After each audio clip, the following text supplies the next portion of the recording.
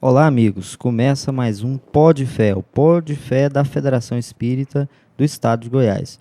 E hoje nós temos a alegria de receber o nosso companheiro Saulo César, que veio de Brasília para nos presentear aqui com um pouquinho do seu conhecimento. Mas, na verdade, o Saulo é goiano. Então, nós sempre, no final do nosso Pó de Fé, sempre fazemos uma brincadeira. Quando a Ila esteve aqui com a gente, nós dissemos que era piqui com água de coco. Quando o Wagner esteve aqui, era o piqui com pão de queijo. E hoje é o piqui com piqui. Piqui mesmo. Então, com muita alegria, nós começamos o nosso Pó de Fé. Eu sou Lucas de Pádua e nós estamos aqui na presença da nossa companheira Andréa, Cris, Eusita, Euzi, Anauara, Larissa e Saulo. E com muita alegria nós vamos conversar um pouquinho sobre o método de Kardec em O Evangelho segundo o Espiritismo para a interpretação do Novo Testamento.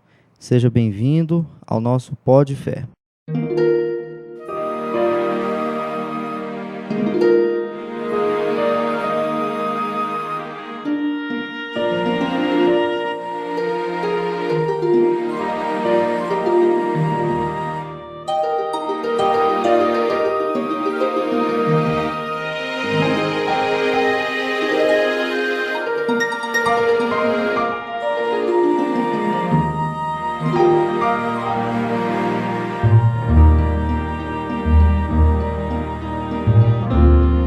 Para quem não conhece, o Saulo compõe o NEP da Federação Espírita Brasileira, é um grande conferencista no nosso país e, recentemente, também coordenou um trabalho muito importante, que é o Evangelho de Mateus por Emmanuel. Um livro que, sem dúvida, traz uma grande contribuição para o estudo do Evangelho à luz da doutrina espírita. Muito obrigado, Saulo e toda a equipe do NEP, por nos fornecer tantos subsídios para o nosso estudo, colaborar para o nosso estudo. E nós queremos começar, Saulo, perguntando o seguinte: já que nós vamos falar de Kardec, vamos falar um pouquinho dele. Quem foi Kardec, a sua formação, de que forma Kardec absorveu o estudo do Evangelho, como ele estudou o Evangelho. Essa é uma reflexão interessante, né? Porque Kardec, inicialmente, ele era um homem que se afastou um pouco dos movimentos religiosos, principalmente o protestantismo e o catolicismo da sua época, porque ele não compreendia como é que duas correntes que se fundam, que se baseiam na mesma proposta, tinham tantas divergências, né? Talvez porque ele não conhecesse a nossa atualidade, senão ele ficaria mais estarrecido ainda. E Kardec, então, se afasta e começa a se dedicar à educação. Ele entendia que a educação era o grande transformador dos caracteres, da personalidade. E ele, como professor, como poliglota, como homem que tinha um cabedal de conhecimento extraordinário, estudou com Pestalozzi, ele se envereda por essa via, né, da educação como elemento de transformação. E mais tarde, quando ele tem contato com os fenômenos espíritas, ele começa a perceber que é preciso estudá-los com seriedade. Tem toda a parte da codificação, que a gente conhece, e no Livro dos Espíritos, na questão número 614, começa um chamado de Kardec para o retorno ao Novo Testamento, que a gente vai ter a oportunidade de comentar um pouquinho. Mas a história do Evangelho segundo o Espiritismo, ela começa na questão número 614 de O Livro dos Espíritos. É ali que Kardec começa a puxar um fiozinho e que depois vem um elefante junto com o fio. E esse trabalho de Kardec, essa metodização, como é que você acha que os espíritos o prepararam desde o início para essa empreitada? É uma coisa interessante porque Kardec era poliglota, falava 5 idiomas. E isso foi muito útil para ele, para poder avaliar as comunicações mediúnicas que chegavam, a fim de que ele conseguisse realmente entender o detalhe, saber o que estava sendo escrito, poder avaliar com a própria consciência, com o conhecimento dele, o que estava sendo colocado à disposição. Então, percebe-se que foi um homem preparado.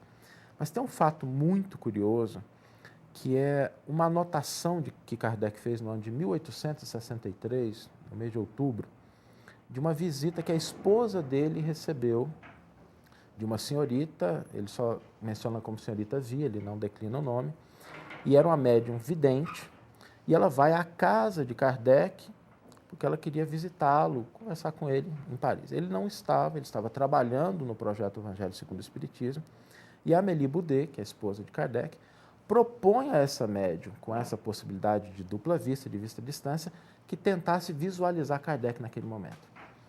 E ela relata que quando ela tem a visão de Kardec, Kardec está rodeado por uma série de espíritos, alguns dos quais muito elevados. E um que parecia aos olhos da médium o mais elevado de todos e a quem todos os demais prestavam deferência. E um espírito vira para ela e mostra um livro, onde ela lê o Evangelho. E Kardec, nesse momento, estava trabalhando no Evangelho segundo o Espiritismo, com assistência espiritual de vários espíritos de alta escola e de um em especial, que a gente pode fazer uma ilação de quem seja, né? Quem seria esse espírito que todos os demais prestavam reverência ali naquele momento. Esse fato ficou registrado de próprio punho por Kardec e só foi encontrado mais de 40 anos depois. A primeira publicação dessa anotação de Kardec ocorre em 1º de novembro de 1904, muito depois da morte de Kardec, na Revista Espírita da França. Depois a Federação Espírita Brasileira identificou essa mensagem, publicou em Reformador, e hoje ela é normalmente a última mensagem do livro Obras Póstumas. Para quem tiver curiosidade de localizar, no livro Obras Póstumas, a última mensagem é um fato de dupla vista em que tem essa narrativa. Então a gente percebe que a espiritualidade ela prepara e ela apoia, ela dá condições, e se a gente se coloca de boa vontade, se a gente se predispõe a realizar o nosso papel, ela não nos abandona. Saulo, por que a primeira edição surgiu com o nome de Imitação de o Evangelho? E depois, devido a questões problemáticas, o Evangelho segundo o Espiritismo. Como é que você vê essa lógica? A gente tem sempre que lembrar que aí também tem uma questão de idioma, né? Quando a gente volta para o francês, a palavra imitação não tem o mesmo sentido que tem para a gente no português. Então, quando Kardec traz o imitação, o sentido era mais ou menos o que ficava para a gente segundo o Evangelho, né? Era uma forma de você trazer para o cotidiano, para a prática, de como fazer, de como imitar, no sentido de aqueles ensinos que estavam previstos dentro do Evangelho. Mas essa palavra gerou alguns constrangimentos e o editor de Kardec, o senhor Didier, insistiu veementemente para que Kardec alterasse esse título e a partir aí já da terceira edição já estaria alterado para o Evangelho segundo o Espiritismo, que ficaria mais fácil e não geraria o problema das pessoas acharem que é um outro evangelho ou é um evangelho diferente daquele que está na Bíblia e que a gente sabe, qualquer um que pega o livro sabe que não é nada disso. Na verdade, o Evangelho segundo o Espiritismo é uma obra de interpretação bíblica. É uma obra de interpretação. O que Kardec faz no Evangelho é interpretar as passagens do Novo Testamento em particular e do Velho Testamento em alguns pontos. E a gente pode deduzir daí que isso surge realmente como a indicação de um método de estudo para nós, espíritas, quando nos dedicamos a conhecer e a estudar a Bíblia, né? Então, essa condução de Kardec, que seria a citação de um trecho bíblico, a análise dele e depois a correspondência com o plano espiritual. De fato, assim, Kardec era um homem muito metódico, um professor. Então, não se esperaria de Kardec que fizesse essa abordagem do Novo Testamento e do Velho Testamento de maneira aleatória. Ele tinha um método em mente e ele aplica. E quando a gente estuda o Evangelho, é um trabalho que a gente já tem feito há alguns anos, a gente começa a apreender esse método pelo resultado do livro. A gente vê algumas escolhas que Kardec faz, a forma como ele trabalha, como ele estrutura o livro, é para a gente um ensino precioso sobre como nós podemos fazer hoje para estudar a Bíblia, utilizando a mesma metodologia que Kardec utilizou. E nós poderíamos trabalhar aqui com você agora, assim, nos dando uma grande cancha. Primeira escolha, segunda escolha, terceira escolha, vamos nessa? Vamos. E assim, todo esse trabalho ele é fruto de estudos e ele está aberto também a contribuições, a discussões. Ninguém tem a última palavra nisso. O que a gente vai trazer é o resultado daquela nossa impressão sobre isso e de outros companheiros de Brasília sobre como é que Kardec utilizou o conhecimento dele para a interpretação desses textos. E o primeiro ponto do método de Kardec é partir do texto. Partir do texto. A gente sempre costuma brincar que não tem jeito, né? Não dá para comprar a Bíblia do lado da latinha de Red Bull no supermercado ou ir na farmácia e comprar pílula de Novo Testamento. Não tem jeito. Você tem que ler o texto. Você tem que pegar a Bíblia, abrir e ler aquela passagem. Todo capítulo do Evangelho segundo o Espiritismo começa com uma passagem bíblica, que é aquela que vai servir de eixo. Às vezes não é a única que tem ali, tem alguns capítulos que tem várias outras passagens, mas Kardec escolhe um trecho para servir de eixo para a discussão daquele assunto.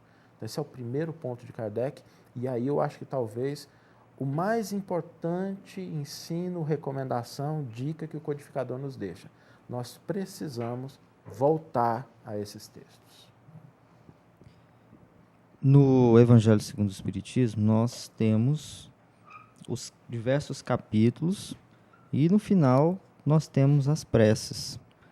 Eu queria que você comentasse a respeito disso. Por que então Kardec teria optado por colocar dentro do Evangelho segundo o Espiritismo essas preces? Qual o sentido delas? Antes de você falar sobre isso, aqui na introdução, ele traz sobre o objetivo da obra.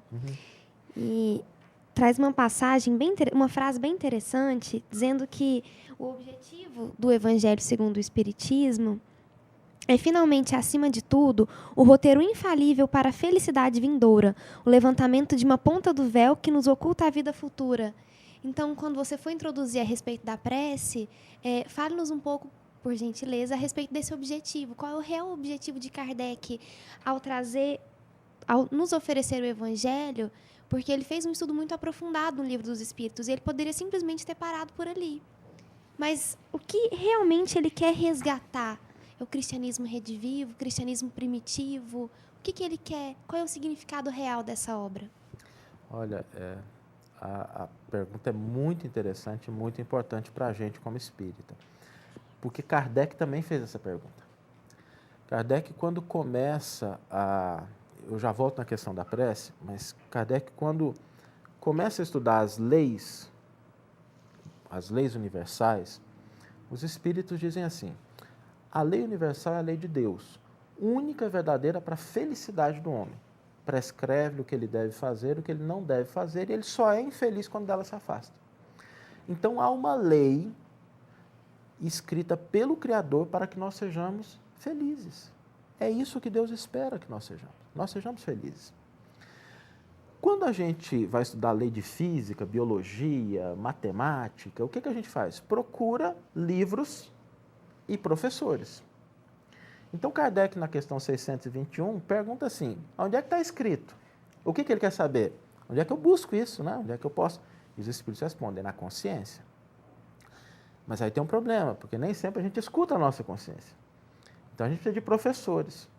E aí Kardec pergunta na questão 625 qual o tipo mais perfeito que Deus tem servido ao homem para servir de modelo e guia.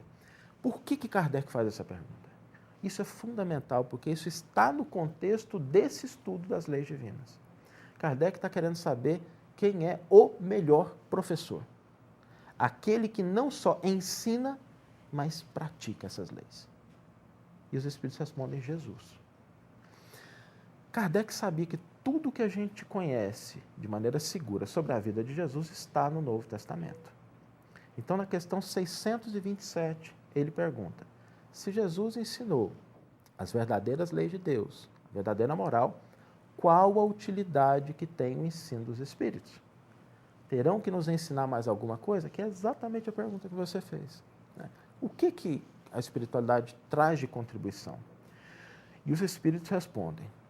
Jesus falava frequentemente, de acordo com os tempos e com os lugares.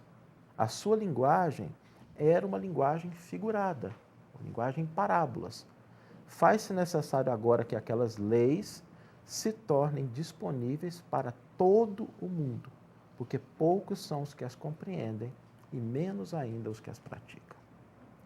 Então, o Evangelho segundo o Espiritismo, ele nasce dessa questão 627, que está dentro do contexto da questão 614.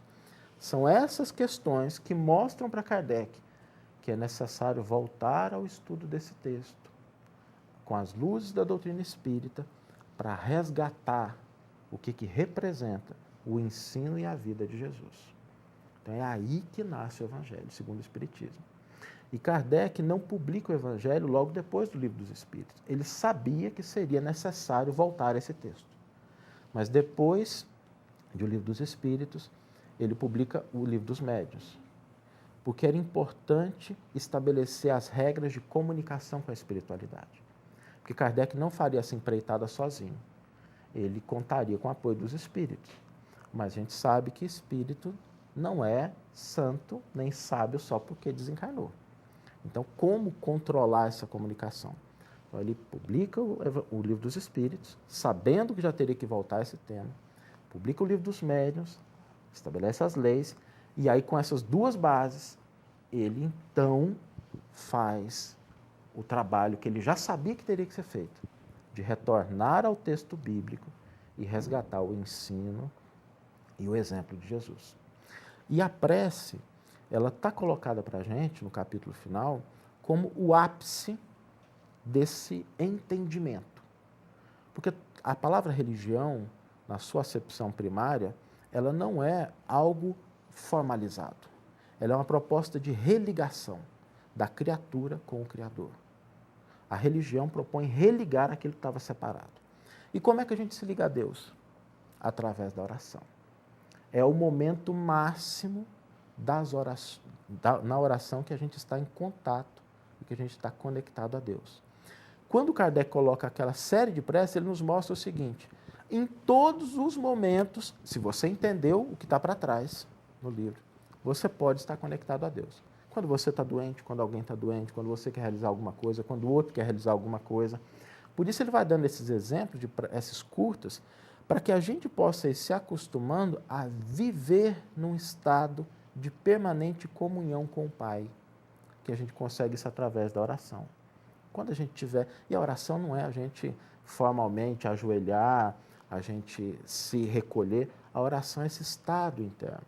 Então, o que Kardec nos mostra é isso. Por isso é que está colocado no último capítulo do Evangelho.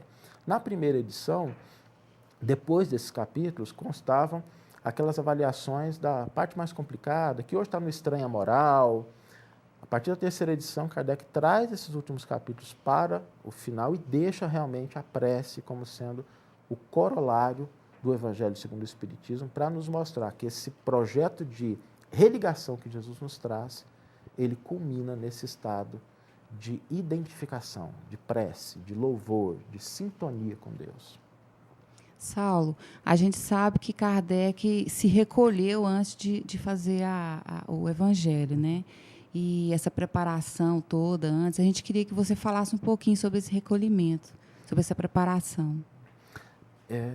Ele manda uma comunicação para a Sociedade Parisiense de Estudos Espíritas, que também está no livro Obras Póstumas, pedindo uma orientação.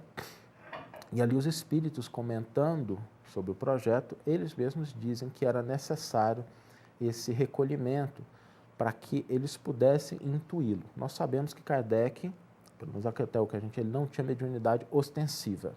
Não era um médium de psicografia, não era um médium de psicofonia, mas ele recebeu a intuição.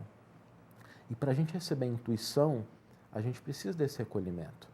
É preciso calar as vozes divergentes do mundo e, às vezes, até aquelas que a gente traz dentro do coração, de ansiedade, para que a gente possa ouvir, de fato, essas inspirações que vêm do alto. E Kardec se vale disso para poder elaborar essa obra, que é uma lição para a gente na atualidade.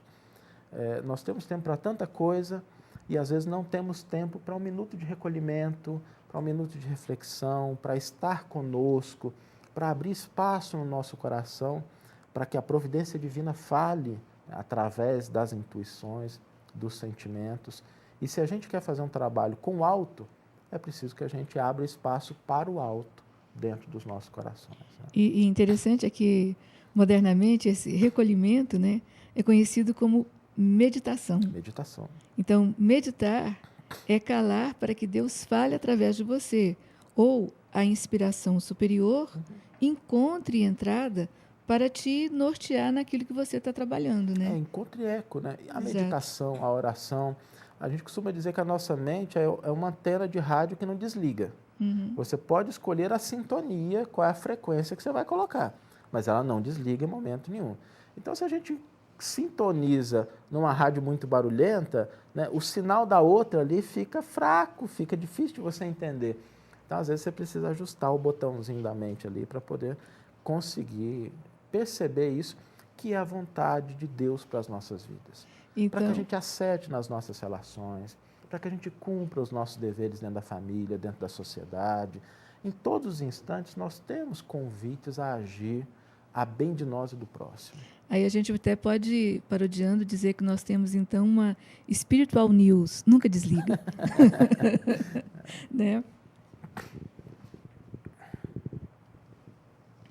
Bom, Saulo, a minha pergunta se refere a essa nova obra da FEB, né, que é o Evangelho segundo o Espiritismo, Orientações para o Estudo. E aí, ao percorrer a obra, eu vi que é expresso o capítulo 7, né, o Evangelho segundo o Espiritismo, a análise de sua Constituição, que foi pela colega Nilza Tereza, né?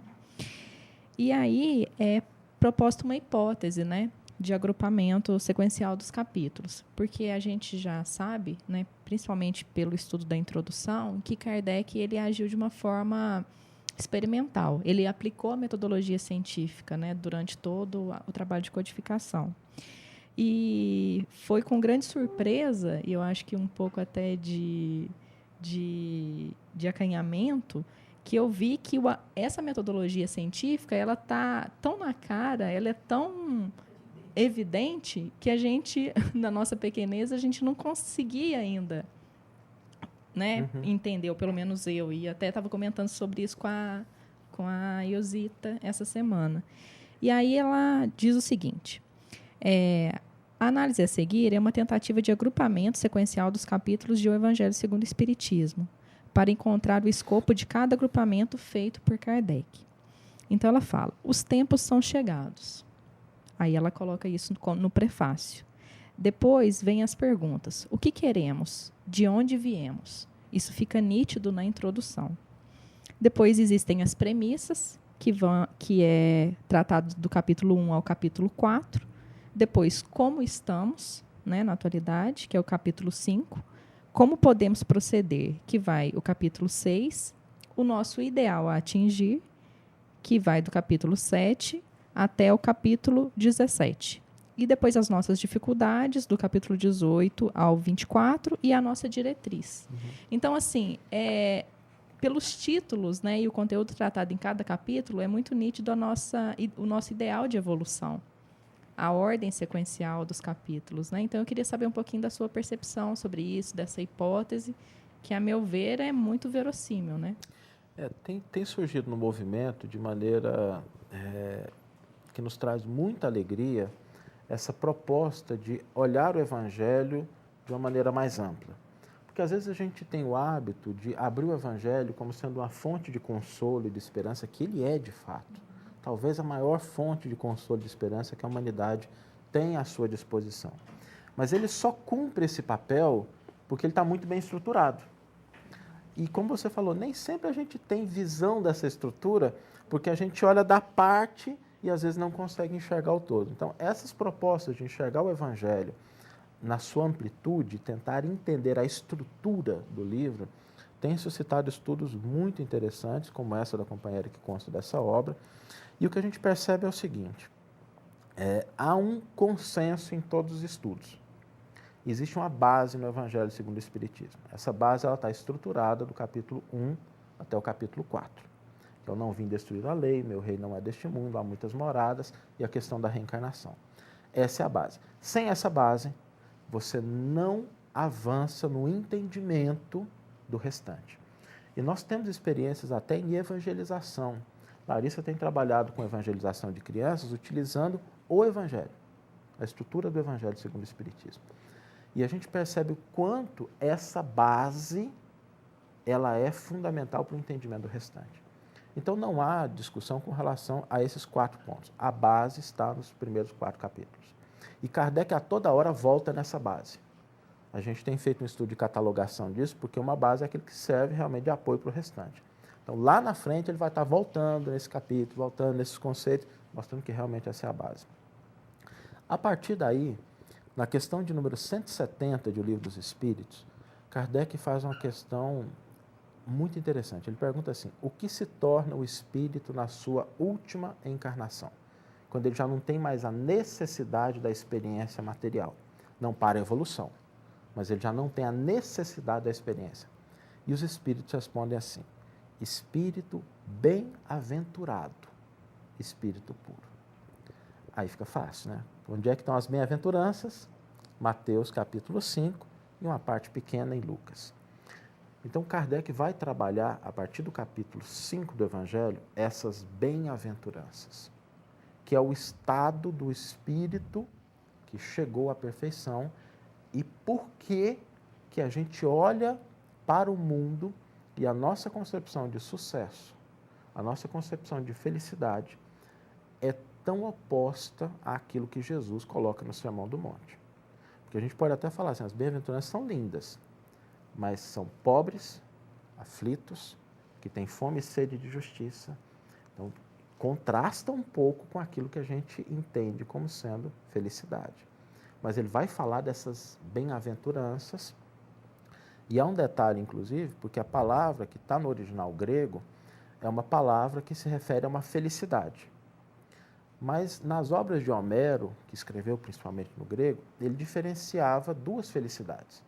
A felicidade dos homens e a felicidade dos luminares, dos deuses. A palavra que se refere a essa felicidade dos deuses é a que está nos manuscritos gregos, que foi traduzido por bem-aventurança ou por felicidade, algumas traduções. Então, Kardec estabelece a base e o ponto de chegada. Eu tenho a base e como é que o espírito chega lá. A partir daí, o que ele vai fazer? Tratar o caminho. Se eu sei qual é a base e sei qual é o ponto de chegada, a pergunta é, como é que eu chego lá? E aí? O que eu faço? Depois de tratar as bem-aventuranças, que vai até basicamente o capítulo 10, ele começa a mostrar esse caminho. Então, como é que eu, como indivíduo, entendendo aquela base, porque eu não posso mais me reconhecer como um ser que começa no berço e termina com o túmulo, se eu não mudar esse ponto de vista, não tem jeito, eu não vou entender por que o sofrimento pode colaborar com a minha felicidade. Eu não vou entender por que às vezes, abrir mão de certas coisas ou adotar uma determinada postura contribui para a minha felicidade. A base tem que estar entendida. Ele vai trabalhar o caminho, que é amar ao próximo como a si mesmo, que não é Novo Testamento, isso aqui está no Velho Testamento, é uma proposta de Levíticos 19, 18. Amar aos inimigos, que isso é proposta do Cristo. Amar aos inimigos é a proposta do Cristo. Não saiba a vossa mão direita o que dá a vossa mão esquerda, honrai a vosso pai e a vossa mãe, e fora da caridade, são todas propostas individuais. Até que ele chega no capítulo 17, assim, sede perfeitos. Aí termina a trajetória individual. O ser humano atingiu esse estado de perfeição, que a palavra aqui não é perfeição no sentido de perfeição absoluta, mas de completude. Se a gente pergunta assim, uma faca perfeita, é uma faca que cumpre o seu papel, mas serve para tomar água? Não, para tomar água você precisa de um copo perfeito. Então, perfeição para nós é você cumprir o seu papel, você está preparado. Adianta eu atingir esse estado sozinho? Não.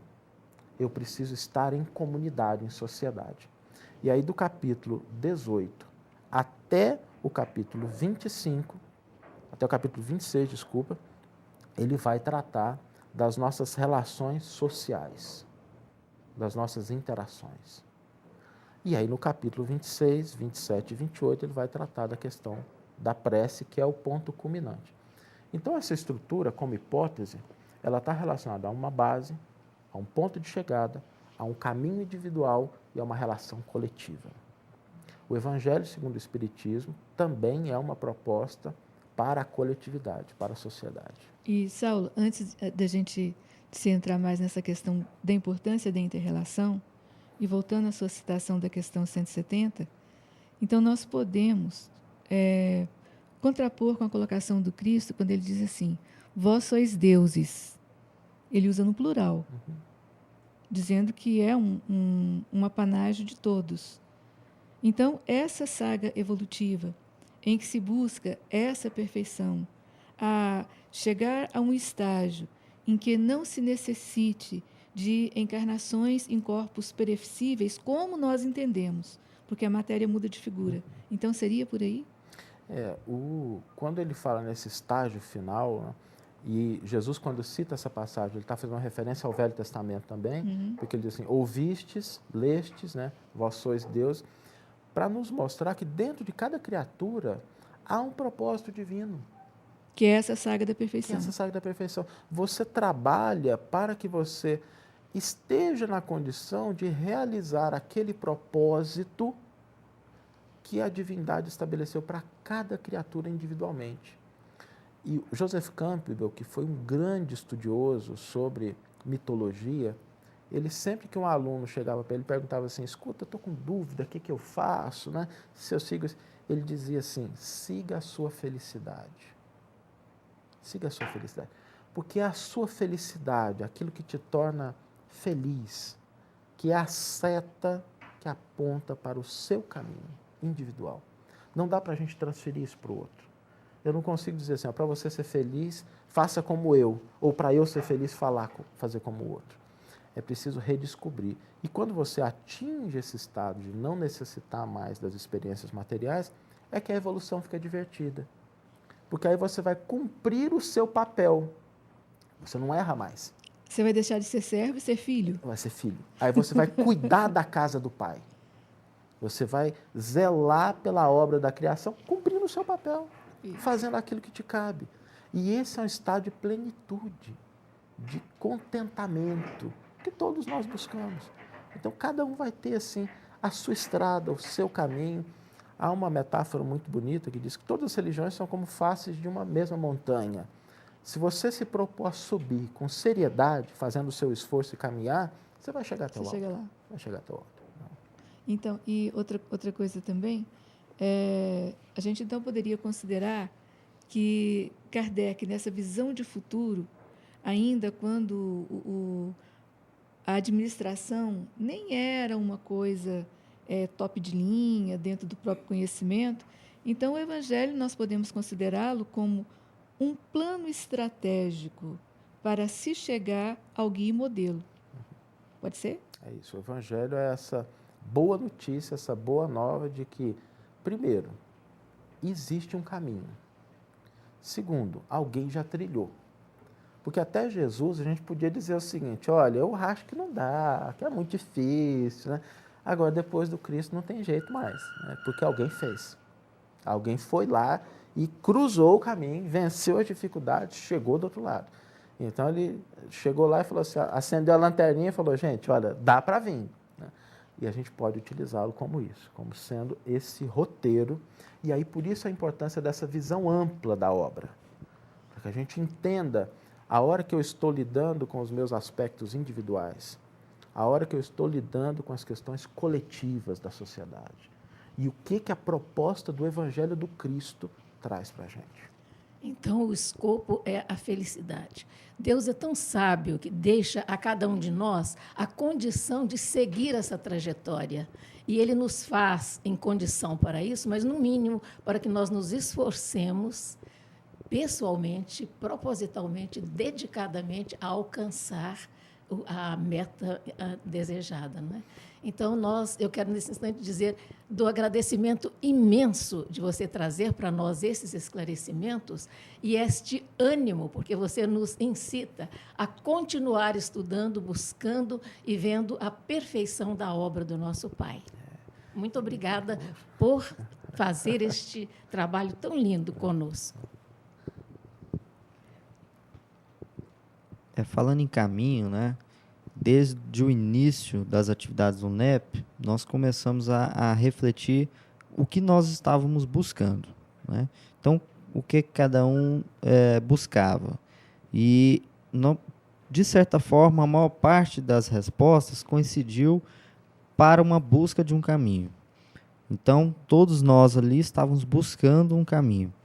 E não por acaso, nós temos um banner aqui do NEP, os integrantes podem ver, é um caminho, né? É uma rota, é uma direção, é uma paisagem muito bonita que indica um caminho. Então, essa para nós é a tradução do que é o Evangelho.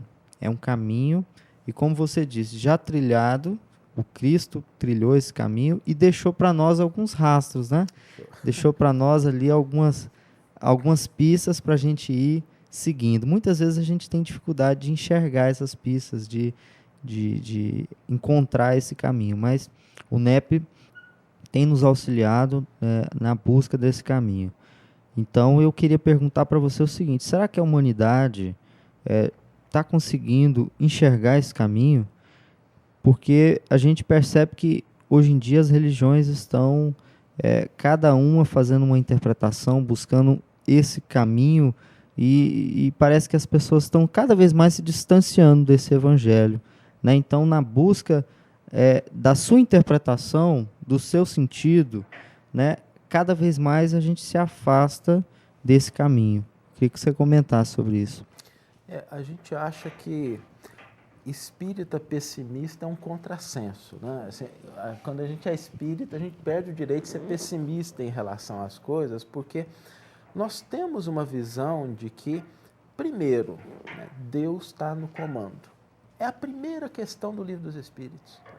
Kardec coloca isso assim no comecinho, porque se isso não fosse respondido, o resto não faria sentido. Então ele pergunta o que é Deus? E os Espíritos respondem: Deus é a inteligência suprema, causa primeira de todas as coisas. Se Deus é a inteligência suprema, nós não vamos começar a achar que a gente sabe demais do que Deus. Não há surpresa para Deus. Há surpresa para a gente. A gente às vezes escolhe um caminho, se surpreende, toma susto, né?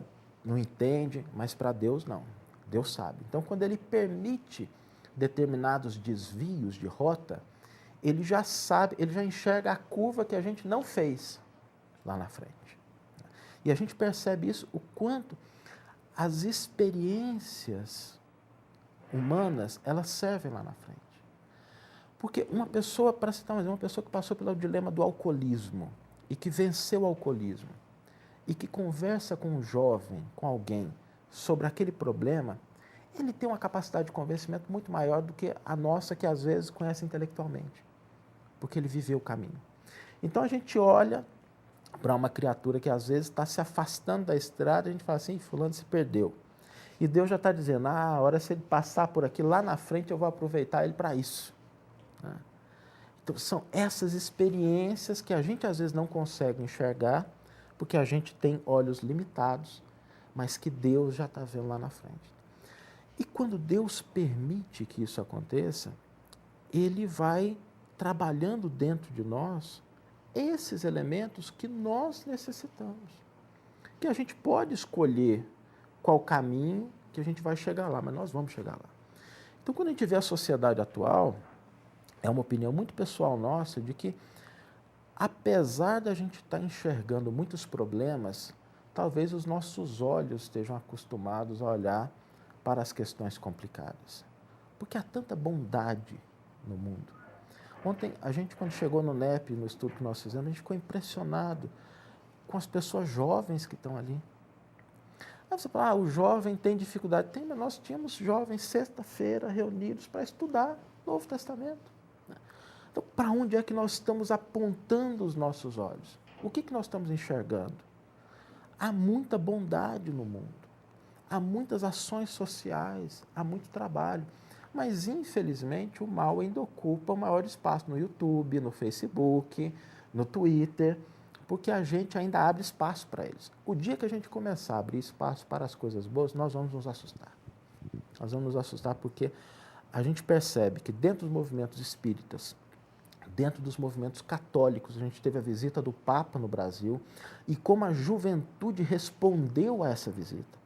Nós temos movimentos protestantes, movimentos evangélicos, nós temos Hollywood, a gente comentava ontem, filmes filmando Noé, o Filho do Homem, propostas que estão trazendo de novo essa temática para aqueles corações e mentes da juventude. Então, o que nós percebemos é algo diferente.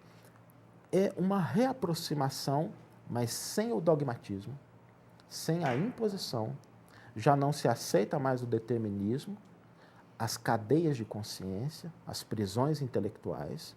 O ser humano ele precisa entender, ele quer entender, e vários caminhos se abrindo. Mas talvez o desbravador não consiga enxergar a estrada toda feita, mas ela está sendo construída.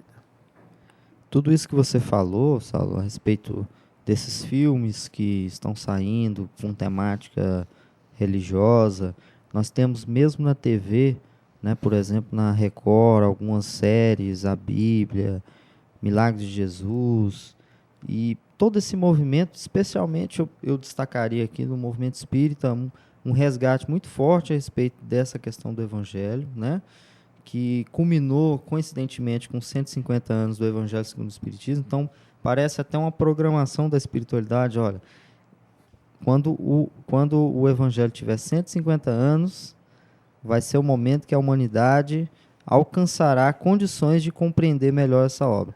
Então, eu queria perguntar para você o seguinte: você acha que realmente a humanidade chegou nesse ponto de compreender melhor o Evangelho e, por isso, nós temos tido tantas iniciativas, tantos meios que estão chegando para nós de incentivo, de formas de estudo do Evangelho? Eu acho que a gente está num momento muito importante da sociedade, da humanidade, porque a gente atingiu conquistas intelectuais extraordinárias, conquistas que nos colocam com a condição de analisar e prever a existência de planetas fora do nosso sistema solar, de curar doenças, de pegar um aparelhinho no bolso e falar com a criatura do outro lado do planeta. Então, a gente atingiu níveis de valores de conquistas intelectuais extraordinários, mas nós ainda precisamos das conquistas do coração. Essas conquistas, que são do sentimento, que é da amorosidade, da fraternidade, elas precisam ainda alcançar o mesmo patamar das outras. E nós não conhecemos outro caminho que não o Evangelho. Talvez por isso essa busca, porque intimamente a criatura sente que é essa proximidade com o Evangelho que vai suprir essa necessidade do outro lado. Os primeiros são importantes. A gente precisa se desenvolver intelectualmente, avançar cientificamente, mas nós precisamos também tratar do coração.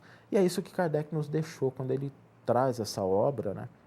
Voltando um pouquinho ao método, né? Kardec tem 6 pontos muito objetivos de como estudar o Novo Testamento.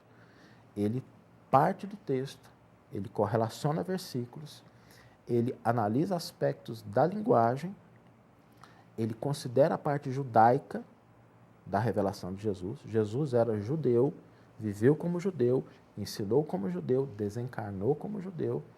Kardec traz a contribuição dos espíritos e, por último, Kardec aponta para a vivência, porque é só na prática que nós vamos demonstrar se realmente a gente entendeu o Evangelho de Jesus.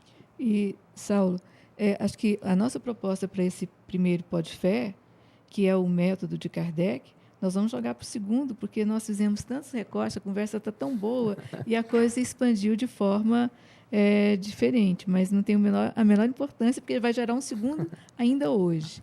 Então, olha só, voltando a essa questão do caminho, esse trabalho muito inspirado do Lucas com relação ao banner do NEP, é uma estrada que não é pavimentada.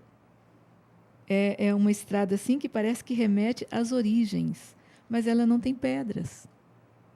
E na lateral dela ali, a vegetação estuante mostra que há vida e aponta para o infinito. Então, acho que realmente esse aí é o caminho do Evangelho. E por falar na questão da sensibilidade, da sétima arte, outra coisa interessante também que vale para a gente refletir é que a sensibilidade humana tem que ser tocada sim. aqueles filmes ontológicos, como Os Dez Mandamentos, Ben-Hur, por exemplo, não havia sido superado em premiações. Né?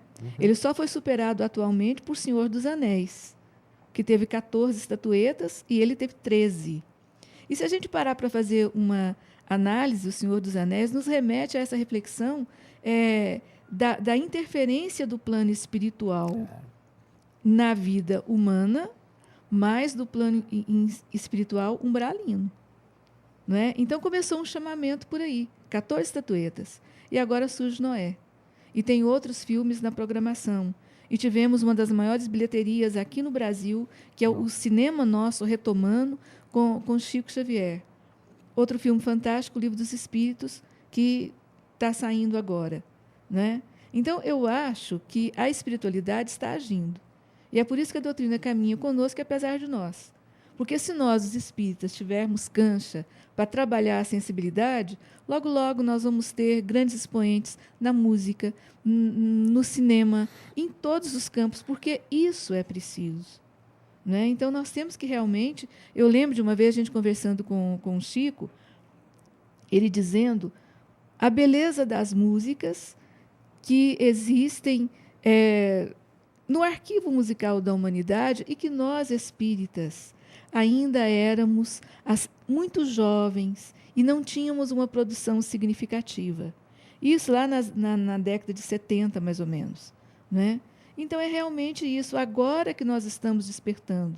Nós tivemos até a questão, assim, a gente entender da sensibilidade, saber que ela tocava em vários núcleos. As nossas primeiras músicas não eram títulos autorais, eram paródias, que se aproveitavam uma linha melódica e colocavam uma letra bonita falando de Jesus, de Kardec. Então, agora, de uns 15 anos para cá, que nós, espíritas, estamos trabalhando nesse campo e com muita dedicação. Então, quer dizer, nós somos jovens.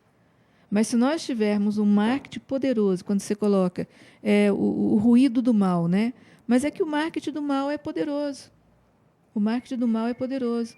Uma vez nós ouvimos em um espírito o seguinte: se nós tivéssemos a garra dos nossos obsessores para o foco daquilo que nos interessa, nós teríamos bastante sucesso em tudo que nós fôssemos empreender.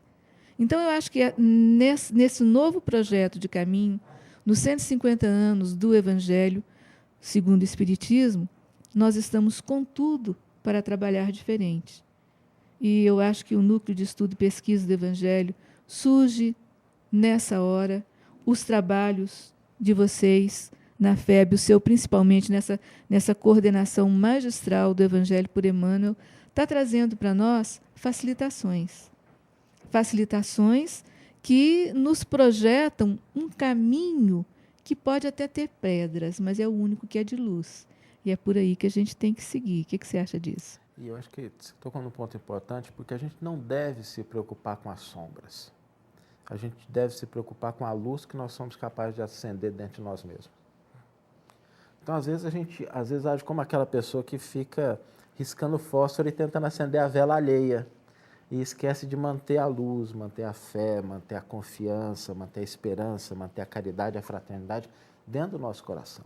Então, a gente não precisa se preocupar, porque um dos princípios básicos da doutrina espírita é que o espírito não retrograda. Então, a lei é sempre de progresso.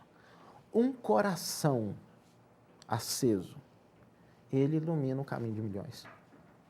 Que foi isso que Jesus fez. Se a gente pensar de um ponto de vista histórico, um Galileu que viveu há 2000 anos atrás, numa província romana, num canto esquecido do império, tocou alguns corações de uma maneira tão profunda que esses corações levaram essa mensagem para todo o mundo, uma mensagem que continua passando de criatura para criatura. Por isso que a gente vê a iniciativa dos NEPs como muito importante. A gente, às vezes, vê pessoas muito preocupadas com a gente levar para o movimento, e isso é importante, é uma dimensão que precisa estar sempre em nossa mente. Mas dentro dos núcleos, nós precisamos acender essa vela dentro dos nossos corações. Porque se você estiver ali 7, 8, 10, 12 pessoas que compreendem a mensagem de Jesus, você vai ter 7 lâmpadas acesas. E essas lâmpadas vão iluminar mais uma e mais uma. Nós não precisamos ter a preocupação do proselitismo. Nós precisamos ter a preocupação da vivência. Porque é na vivência, é na vida, que a mensagem do Cristo se propaga. Às vezes, as obras externas elas são importantes, mas elas passam e elas estão condicionadas ao tempo. Mas um coração convertido a Jesus, esse coração é eterno. Esse, a partir do momento em que ele se encontra, ele nunca mais se apaga. Então, não tenhamos preocupações com as sombras. Elas são passageiras. Vamos nos preocupar em acender a luz, a candeia, ou aquelas 10 virgens da parábola, né, que mantiveram o óleo do esforço sendo consumido para que a lâmpada fosse acesa. Nós falamos um pouquinho sobre o método de estudo do Evangelho por Kardec, e agora nós queremos falar um pouquinho sobre o nosso método de estudo, né? Achei muito interessante uma palestra, o Haroldo Dutra disse, quando ele foi iniciar a tradução do Novo Testamento, ele teve que fazer uma escolha muito difícil. Ele tinha 2 caminhos. Ou ele transportava as pessoas para Jerusalém, fazia as pessoas vivenciar toda aquela passagem de Jesus, ou ele atualizava o Evangelho para os dias atuais, trazendo o Evangelho, então, para hoje. Foi uma escolha que ele teve que fazer e que ele conta que ele decidiu levar as pessoas até lá, né? Então, é preciso que a gente compreenda que nós precisamos enxergar o Evangelho, estudar o Evangelho, não com os olhos de hoje, não com a nossa sociedade de hoje, com os nossos costumes, com o nosso conhecimento, mas tentar fazer um esforço para então ir. Então não é Jesus apenas que vem até nós, nós temos que ir até Jesus, né? Então achei isso muito interessante, que é algo que a gente não pensa, né? Quanto o esforço de um tradutor, né? De uma pessoa que se propõe a traduzir o Evangelho, o compromisso que essa pessoa tem, né? Porque quantas pessoas ele não vai influenciar, não vai conduzir, auxiliar com essa tradução. Então, achei muito interessante essa fala do Haroldo, e isso nos remete a um método de estudo, né? O nosso método de estudo. Então, nós precisamos nos colocarmos naquela época, usando as palavras um pouquinho do Haroldo, nós precisamos percorrer esses caminhos, nós precisamos andar nesse deserto, nós precisamos enxergar ali o Rio Jordão, né? Nós precisamos realmente ir até essa Jerusalém para compreender o Evangelho. Então, é um exercício difícil, mas um exercício, por outro lado, muito prazeroso, né, Saulo? O Haroldo é um companheiro muito querido nosso, né? Se algum dia ele ouvir o podcast, a gente vai deixar registrado aqui um abraço para ele de gratidão, porque ele realmente tem feito um trabalho muito importante no movimento espírita, de reavivamento desse estudo, de voltar ao texto, de tentar entender a cultura, de tentar entender a linguagem, para que a gente possa se aclimatar àquele contexto, àquela sociedade, e aí apreender a essência do Evangelho e fazer o caminho de volta. Porque às vezes a gente vê isso como sendo um risco. A pessoa vai, mas ela não volta, né? Ela vai, fica na história, ela entende tudo o que está lá no passado, mas não consegue lidar com a secretária, com a empregada que trabalha dentro da casa dela, né? Então, nós temos que fazer esse retorno para que a gente entenda a mensagem e para que a gente possa aplicá-la no nosso campo de atuação da atualidade. Saulo, a gente estava conversando aqui, o Lucas e eu, sobre a questão do método que nós fugimos muito.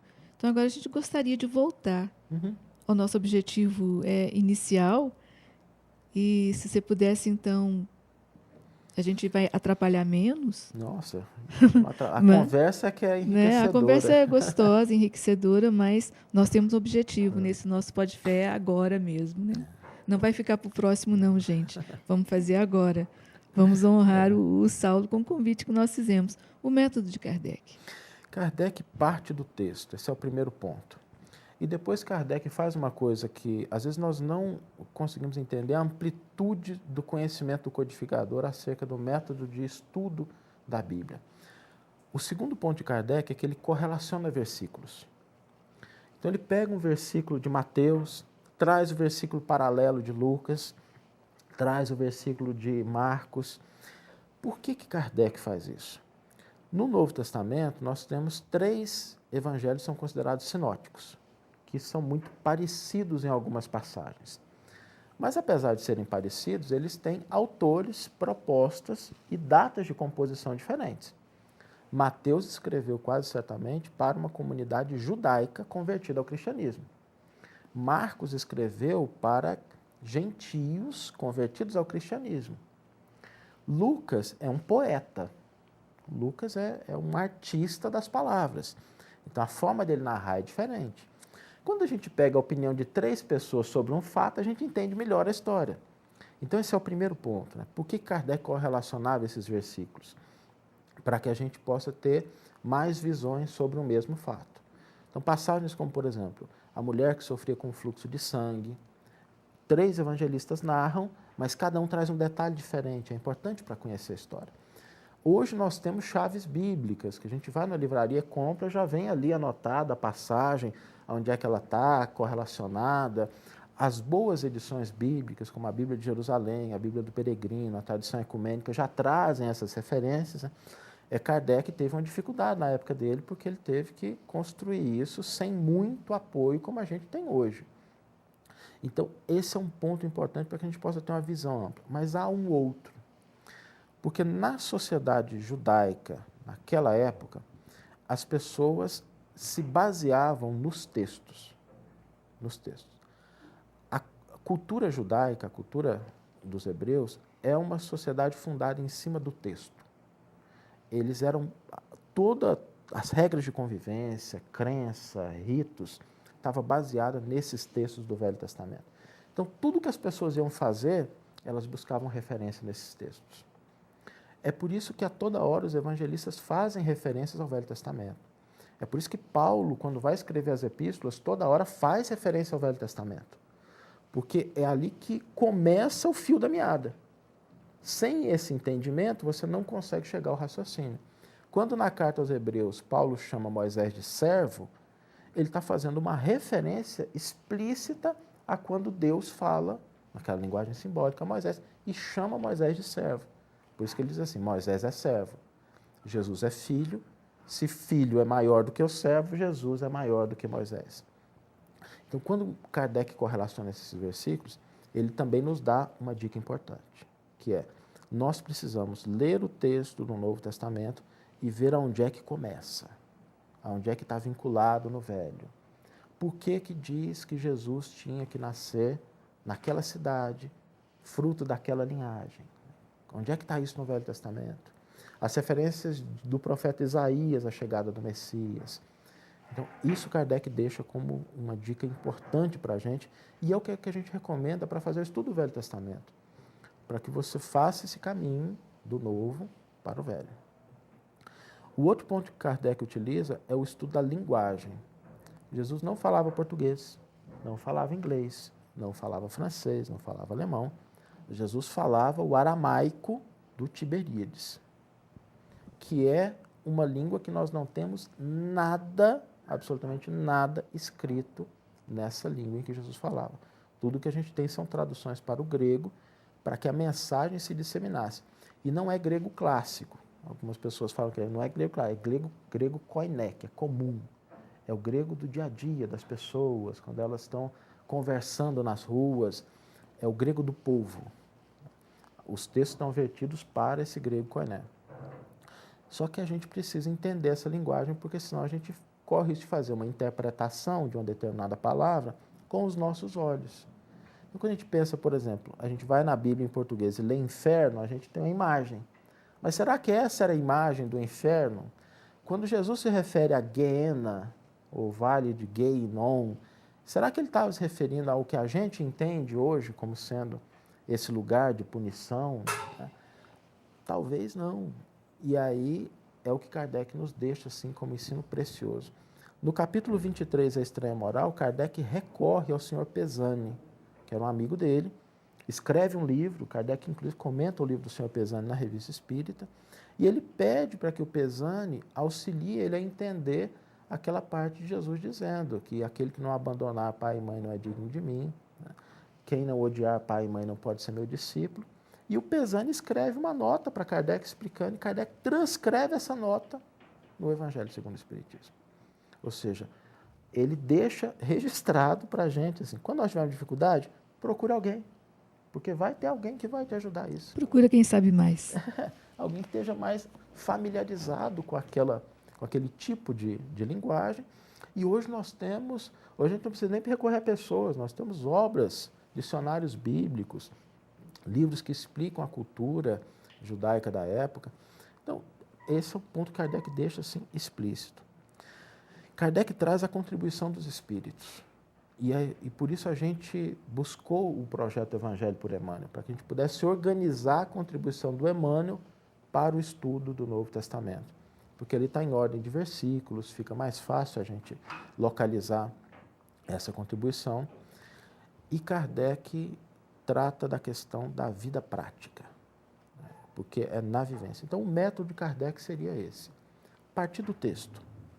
Correlacionar versículos, para que a gente possa entender melhor o contexto. Utilizar aspectos da linguagem. Entender a cultura daquela época. Trazer a contribuição dos espíritos. E, por último, buscar a aplicação prática. São esses 6 pontos que a gente identificou no Evangelho segundo o Espiritismo e que podem servir para que a gente estude qualquer passagem. Se você abrir o Novo Testamento hoje, parte do texto. Vê se tem alguma correlação de versículos. Analisa o aspecto da cultura, da língua. Vê se tem alguma contribuição da espiritualidade sobre aquele tema. Mas aí faz a última reflexão. Tá bom, e para mim? Como é que eu vou utilizar isso quando eu chegar na faculdade hoje à noite, ou quando eu estiver indo para o trabalho amanhã de manhã, ou quando eu for visitar aquele parente mala sem alça, vou receber aquela visita difícil, quando eu estou passando por essa dificuldade, é aí que eu vou mostrar se realmente eu entendi. Aí a gente poderia dizer, então, que Kardec se assenta em uma trilogia. Conhecer, sentir, viver. E se nós usarmos isso, dá certo? A gente vai conseguir, né, acender aquela luz que a gente se referia. Né? Que é a proposta do Emmanuel no livro Renúncia, quando ele traz uma frase muito bonita de Alcione, que ela diz assim: a mensagem do Evangelho precisa ser conhecida, meditada, sentida e vivida. Né? O dia que a gente conseguir olhar para o mundo e perceber as leis do Evangelho naquelas situações que a gente está vivenciando, observando, porque Deus não dorme. Não me consta que Deus, né, tem um horário de repouso, Deus piscou e a gente começa a fazer as coisas à revelia da vontade dele. Tudo o que acontece. Então, a gente olha, por exemplo, uma pessoa que a gente fala assim, poxa, mas a pessoa não tem lá essas virtudes que a gente... Mas está tão bem de vida. E a gente lembra da parábola do joio e do trigo, quando o Senhor diz assim, não arranque a erva daninha, porque ela pode fragilizar a raiz da erva boa. O tempo da ceifa surge. E a gente às vezes assume a postura de ceifeiro, querendo arrancar o mal dos outros, e quando Deus está cuidando da parte boa. Ele está preservando a parte boa daquela criatura, porque no momento oportuno, Deus vai intervir nisso para tentar mudar aquela parte ruim, mas que não nos cabe nesse momento criticar, julgar, apontar o dedo. Quer dizer, é o Evangelho em ação no mundo. A gente vê ali as leis divinas em constante atuação. Quando a gente conseguir, aí a gente realmente vai sentir o Evangelho. Porque a gente realmente tenta arrancar a erva daninha do outro, mas aí a gente aduba a nossa, né? E Essa é a complicação. uma vez a gente estava num atendimento fraterno conversando com uma jovem que nos chamou muita atenção. Ela tinha um problema muito grande de relacionamento com a mãe dela. E ela falava que a mãe era uma pessoa irascível, uma pessoa que criticava, que falava mal dos outros, que não tinha nada de bom e que ela não suportava aquilo, né? Que ela era espírita já há muito tempo. E ela sabia que a visão não era aquela, que a gente não pode julgar. E falou durante algum tempo, e a espiritualidade do lado assim nos intuindo, né? O Saulo diz para ela o seguinte: a mãe dela está muito bem. Porque na outra encarnação a mãe matava, queimava, enforcava, agora ela só é chata. Olha que beleza, né? Melhorou bastante. Agora, e a filha? O que ela está fazendo com o conhecimento que ela tem? Porque se ela já tem essa visão, como é que ela não consegue ter a tolerância, ter a fraternidade em relação à mãe? Então a espiritualidade estava trabalhando na mãe a erva boa e a erva ruim, que todos nós temos. O Kardec diz, reconhece o verdadeiro espírita não pelos seus caracteres de santidade, que nós não temos. Se alguém é santo, já perdeu o bonde da desencarnação, já devia estar do lado de lá. Mas pela nossa transformação moral e pelo esforço em domar as nossas más inclinações que todos temos, todos trazemos. Se nós temos isso, na mãe estava sendo trabalhado, mas a filha que já alegava o conhecimento também tinha as suas ervas daninhas, que ela estava mais preocupada em arrancar as alheias do que olhar para aquelas que a gente ainda carrega, né? Então, acho que essa é o nosso desafio, né? Enxergar com outros olhos, olhar para o outro com os olhos do Cristo. Talvez essa seja a grande diferença de Jesus e da gente. Porque Jesus, quando olhava para uma criatura, ele não via aquilo que ela era, ele via aquilo que ela seria. O vir a ser. O vir a ser. Por isso que quando ele encontra o Públio Lentulus, ele diz, está no teu querer seguir-me agora ou daqui a milênios. Porque ele ia chegar lá. Porque Jesus já enxergava o Emmanuel. A gente enxergava Públio Lentulus. A gente, quando olha para um político, fala assim, meu Deus, né? Mas quem sabe não seja o Emmanuel daqui a 2000 anos. Ele enxergava a possibilidade do Nestório, o futuro do padre Germano, o Nóbrega catequizando a Terra do Cruzeiro e Emmanuel trazendo esse trabalho fantástico de reeducação espiritual dentro do movimento e da doutrina espírita, né? Então, esse olhar a gente precisa exercitar no nosso cotidiano. O que é que eu estou vendo no outro? Eu estou vendo aquilo que é perecível ou eu estou enxergando aquilo que é eterno? Eu estou estabelecendo a minha relação com o outro, com aquilo que vai durar pela eternidade, ou estou construindo a ponte com aquilo que vai acabar um dia? Então, estou escutando você falar e aí queria puxar um pouquinho a sardinha, né, para a área que a gente atua, né, que é a evangelização de crianças. E aí eu lembro dessa contribuição que o NEP tem dado para a evangelização, né? Que a gente olhe para as crianças e se lembre que a evangelização é evangelho. São os ensinos de Jesus. E como isso toca as crianças, né? A gente percebe em sala de aula, quando você vai falar de uma parábola, elas se tocam de uma maneira assim que você fica assustado, né? É uma surpresa. A gente trabalha com crianças lá da Estrutural, em Brasília, que são crianças carentes, né? E o trabalho com elas, se a gente for olhar para a criança de hoje, você não vê o que ela pode ser amanhã. Então, são crianças que moram numa situação muito crítica, né?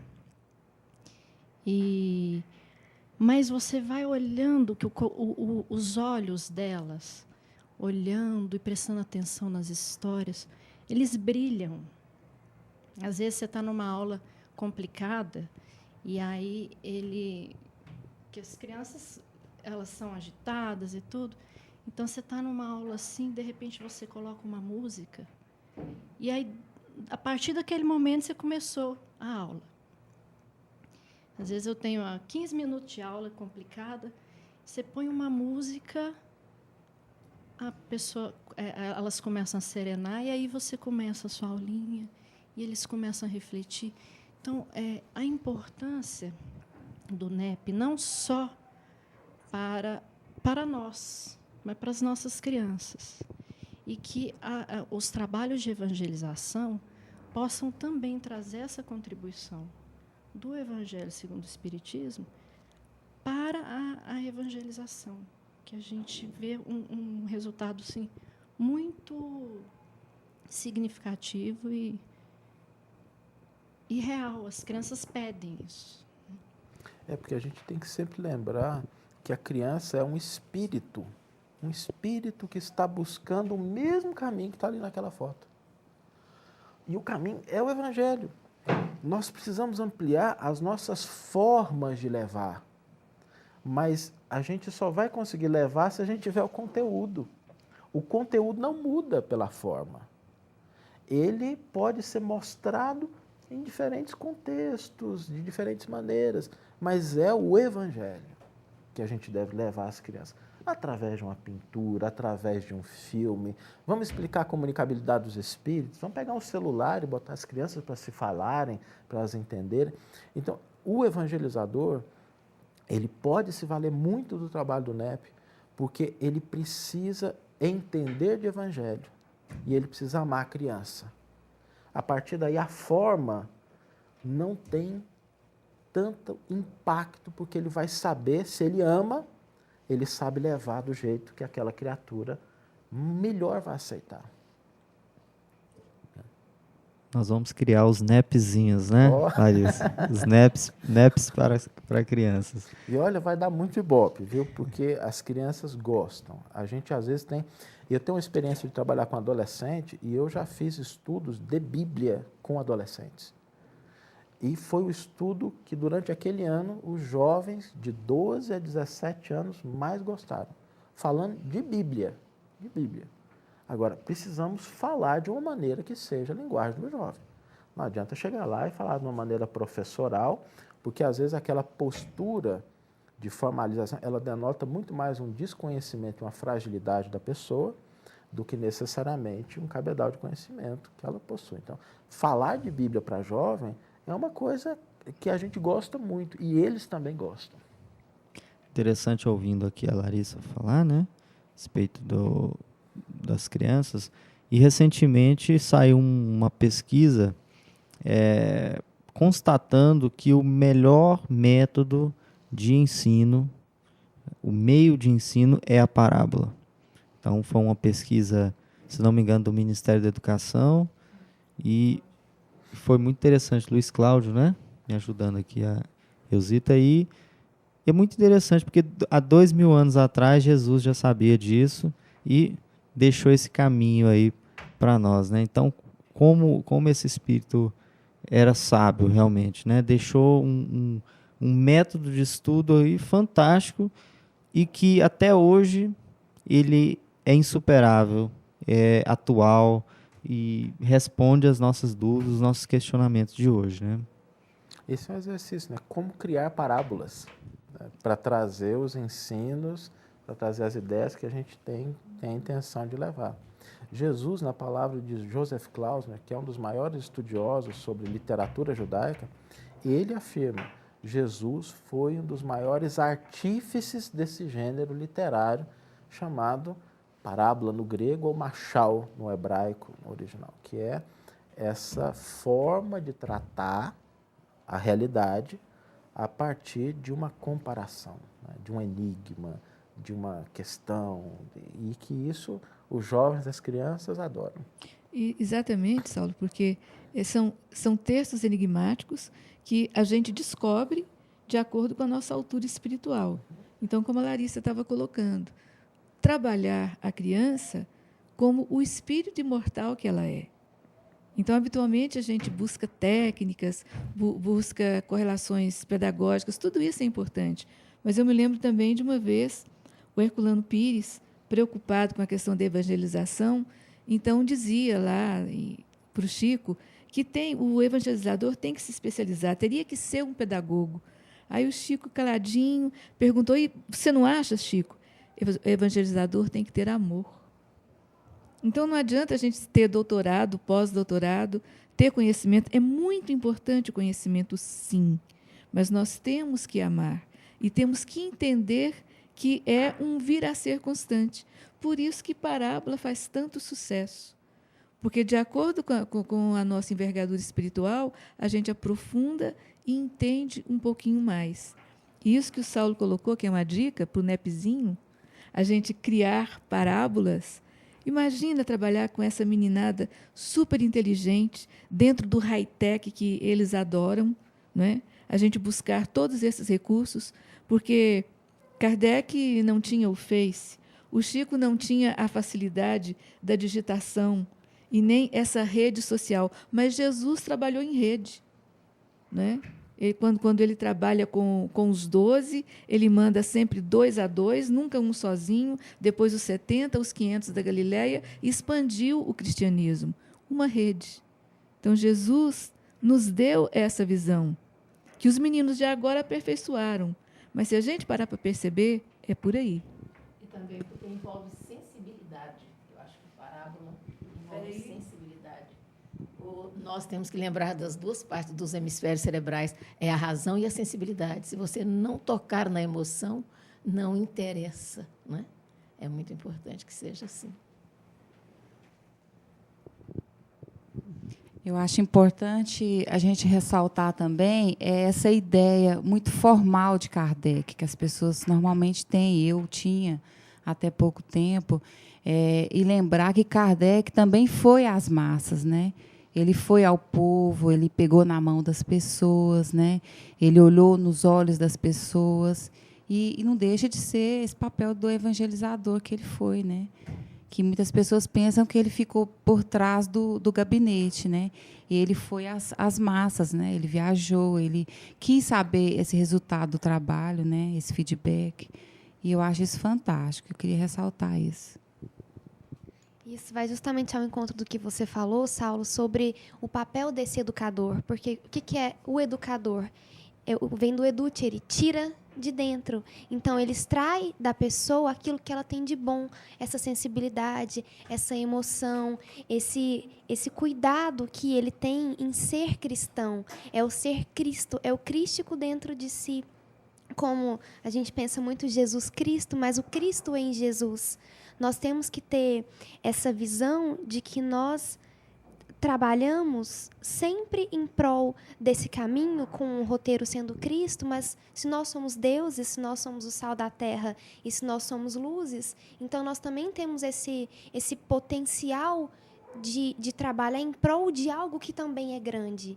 Eu faço parte de um projeto em prol da pacificação social. Nós trabalhamos com a ressignificação do conflito por meio do diálogo. E a gente desenvolve um trabalho bem bacana com a mediação de conflitos em âmbito escolar.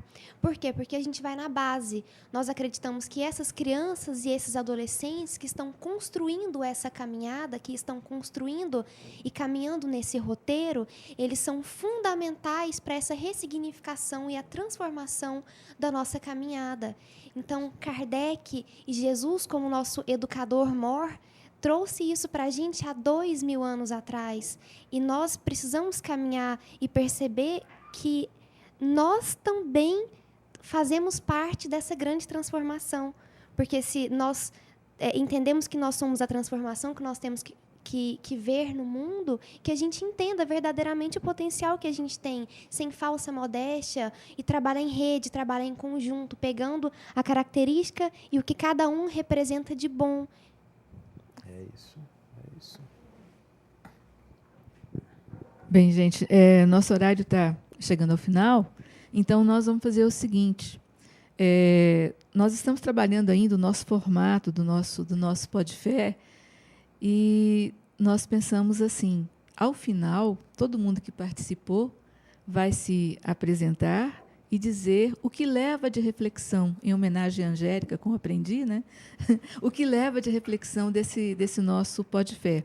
Vou passar ao Saulo para as suas palavras finais, e depois começamos a rodar assim, pela Eusi, a apresentação e a sua reflexão, o que você está levando. Mas primeiro, Saulo. Gente, acho que a grande reflexão que a gente leva aqui é aquela assim de o quão bom é estar entre irmãos. O quão bom é a gente ter essa oportunidade de conversar, de trocar ideias, de trocar experiências, né?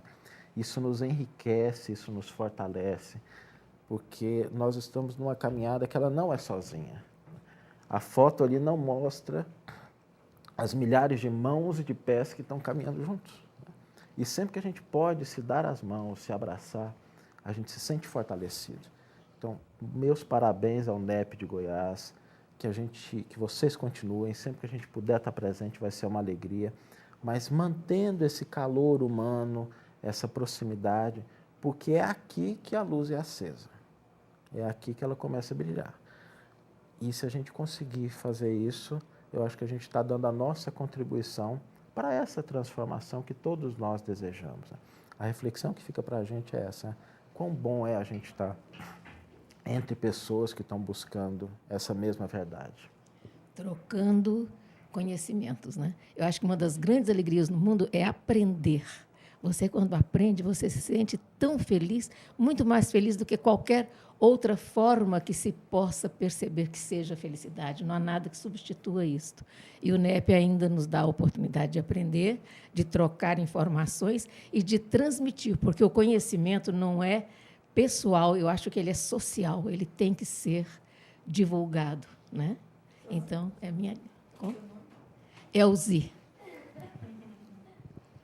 O meu nome é Larissa e é muito gostoso estar aqui de volta em Goiânia, porque eu nasci em Goiânia, sou goiana, só me mudei daqui depois de casada, né?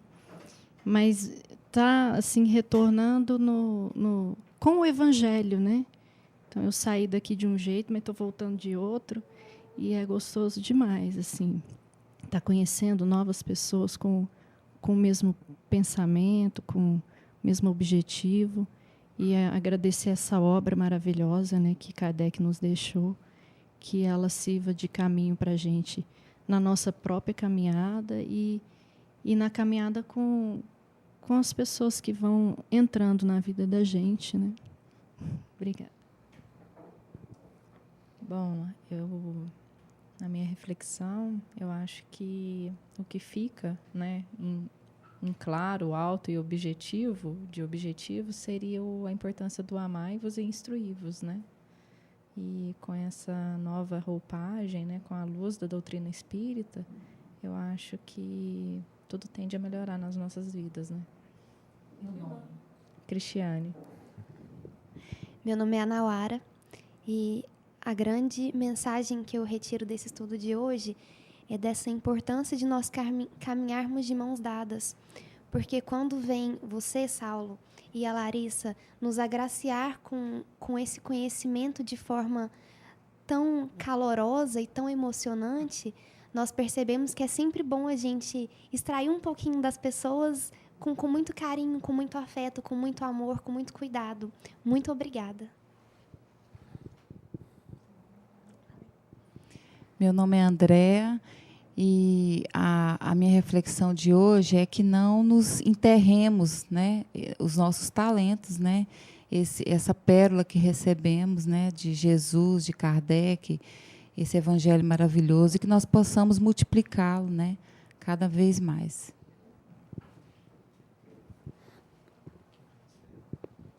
Bom, nós vamos agradecer o Saulo, a Larissa.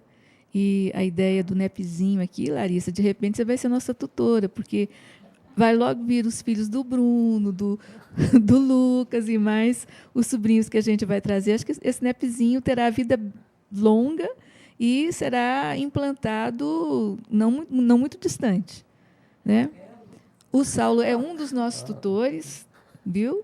E você vindo a Goiânia, pelo amor de Deus, chegue sem avisar, toda primeira sexta, toda terceira sexta do mês, o NEP aqui na Federação Espírita de Goiás, às 7h30, 19h30. E a reflexão que nós levamos.